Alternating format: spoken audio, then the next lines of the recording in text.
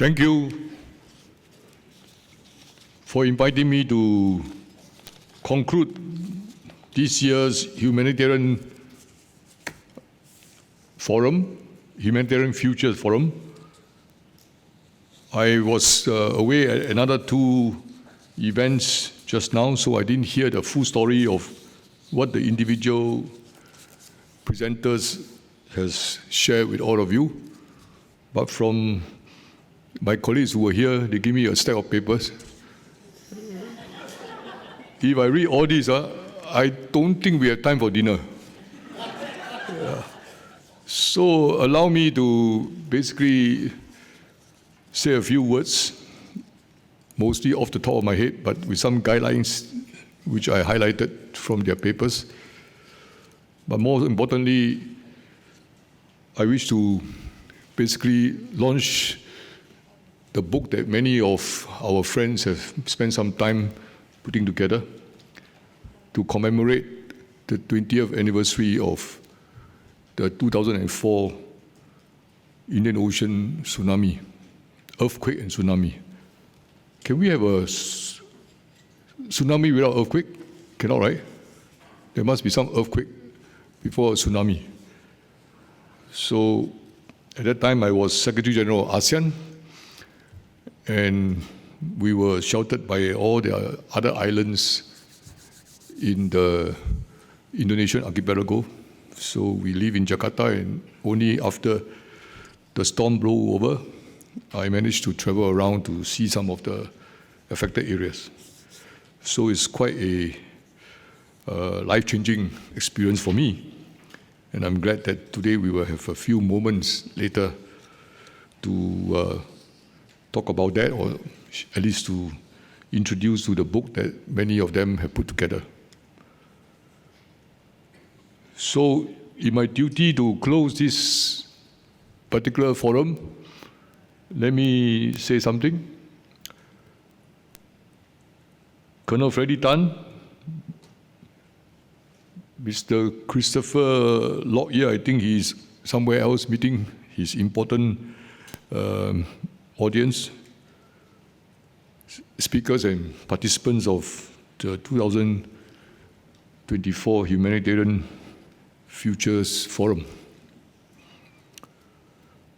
Thank you for being here on behalf of the S. Rajaratnam School of International Study, or RSIS in short, as well as our important partner, the Changi Regional HADR Coordination Center. Thank you all very much for making time to attend this forum and to share with us your valuable experiences and ideas.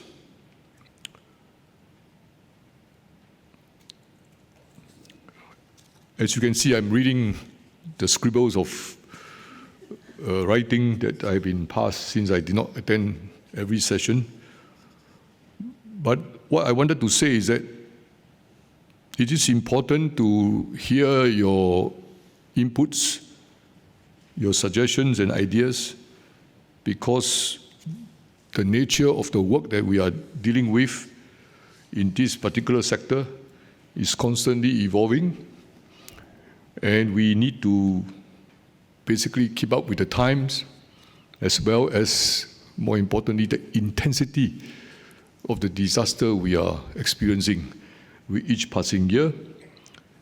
And some of you would have concluded that this kind of stamina and intensity come from climate change or something to do with too many human beings on this earth trying to milk the resources and the available whatever that we have on this earth. So every year, if we have to sit and talk about humanitarian work, the experiences, the impact or the outcome of many of these disasters will be quite different. So I'm glad that we have organized ourselves in a rather systematic way to share with each other all our respective knowledge, experiences, and ideas going forward. as you have heard some of the speaker refer to during the course of the day, in dealing with humanitarian disaster and humanitarian futures going forward, you really need to do a few things critically. We have to think about adaptation, we have to think about balance and innovation, because these are essential elements for us to measure up, respond to the specific occurrences of hazards and disasters, and to prepare our population and ourselves for the future. Surely there will be more crises tomorrow, day after tomorrow, or in the future, and we have to learn from this kind of encounters with nature, maybe with the indulgence of too many people around the world. I wanted to say that the future is full of challenges. You have heard various perspectives resulting from, say, political, economic, social, and technological adjustment or changes. But the fact is that the international humanitarian law must be something that guides us in dealing with all these challenges. Our keynote speaker today has referred to the need for quite a few things to keep us on top of all these challenges that we are encountering. So, the norms that we know in humanitarian work, underpinned by the international humanitarian law, must remain important, and we must adhere to it, to them, the law and the norms. And there must be, as you have heard him, Mr. Lockhart, stress the need for solidarity. Solidarity to deal with this kind of challenges the humankind is facing today. So, whatever we do, we ought to bear in mind the message from the man in charge of Medicine Without Frontier, Mr. Christopher Lockyer. Looking at the two panels that I sat in earlier today, the first panel, we talk about channeling local expertise and domain knowledge to inform policy making. This is important because not every policymaker, not every government officials or politician can claim to know everything and be prepared for everything. So it is essential that we continue to talk about our respective experiences and knowledge and try to make some sense of being more prepared for the next time we are hit by any natural disaster or unexpected crisis. The climate change has been highlighted repeatedly, and it is serious. We grew up in this island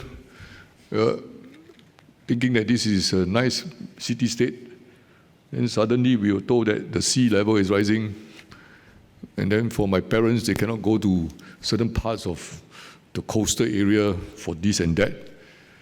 And going forward, I think more of us, the younger generation, will also encounter this kind of dilemma. So it is important for us not to demean the concerns of people with climate crisis and listen to some of the experts on how do we deal with this challenge, and perhaps maybe we can gain some of the discipline from the militaries. They have been drilled to take charge of challenges coming their way and how to manage it to the best of their ability for the sake of the respective society they are part of. We must try our best to learn something from this kind of discipline, this kind of experiences. The second panel talked about technology, digital tools, But they tell us also that these things are what they call double-edged. They can be good opportunities for us to help tackle the challenges we face, especially from climate and the growth of cities and population. But at the same time, they also are means to exclude some of the things that we should know. So the best practices in data gathering, processing of the data, and how to maybe make better use of AI must be the main consideration in our effort to get good governance and better preparedness, as well as response to any unexpected climate crisis or humanitarian disaster.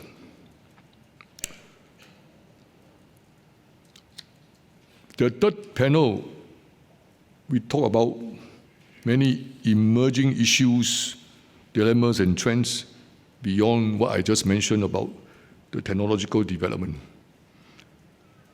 So if you look at the humanitarian landscape, so many things are evolving, and we really need to ask ourselves, how can the respective country, the states, need to comply with the law in terms of protection of citizens and to work with one another for having a better systematic response to any unexpected disaster or changes in our global or Earth situation.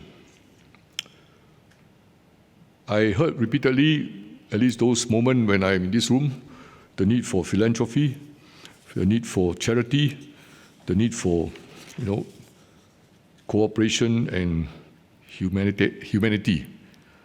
Well, I hope these are important takeaways for all of you, and in your own way, you can intensify all these good points or the good takeaway that you have obtained from this forum today.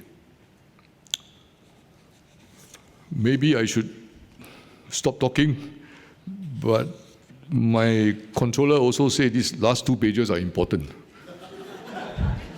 So I did not change it, so I just read it. Yeah, but seriously, what they have written is important. Yeah.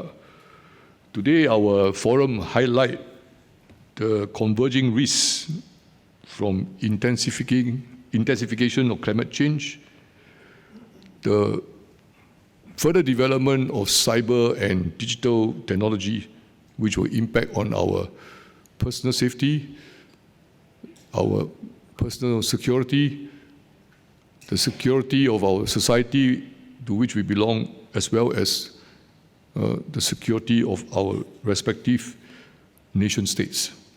So this is a very serious kind of impact, and we must take whatever we can, take whatever measure we can to organize the opportunity, the challenges, and the danger that we may encounter as we go forward. So researchers from RSIS put all these things under what they call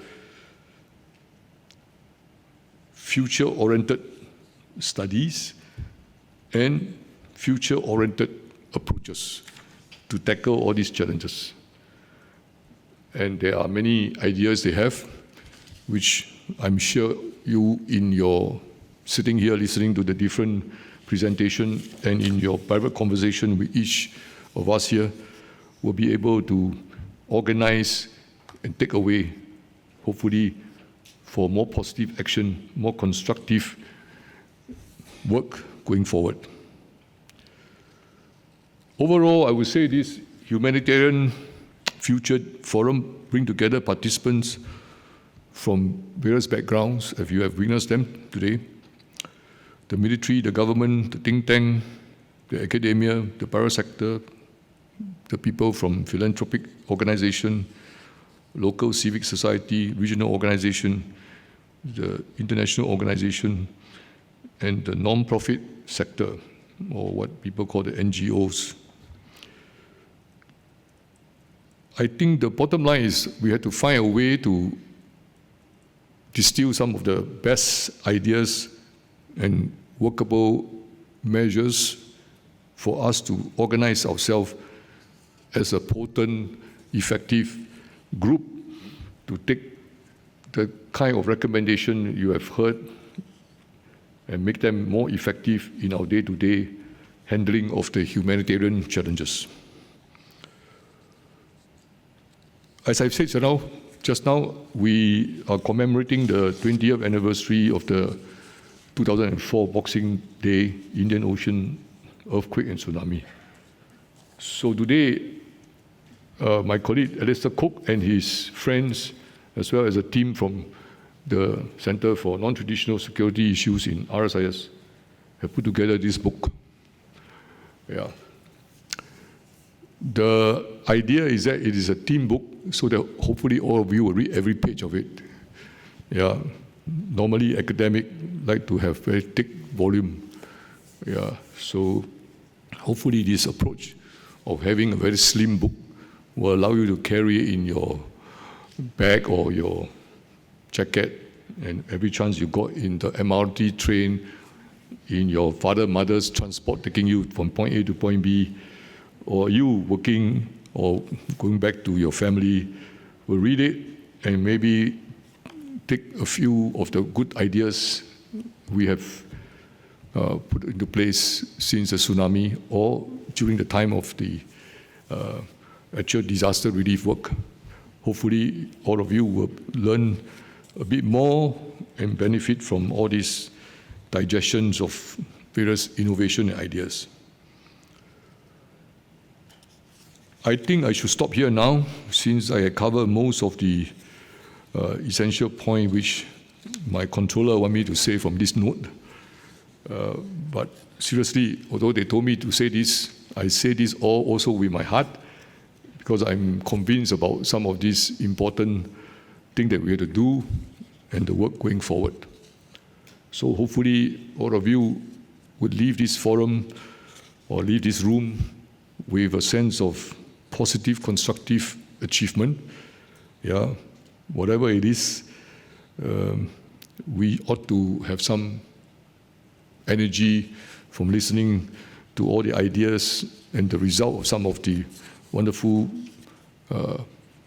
measures and policy that various one of us have put together, whether from the government perspective or from your own organizational perspective, or just simply from the perspective of you as a human being responsible for other people around you. So thank you for your attention.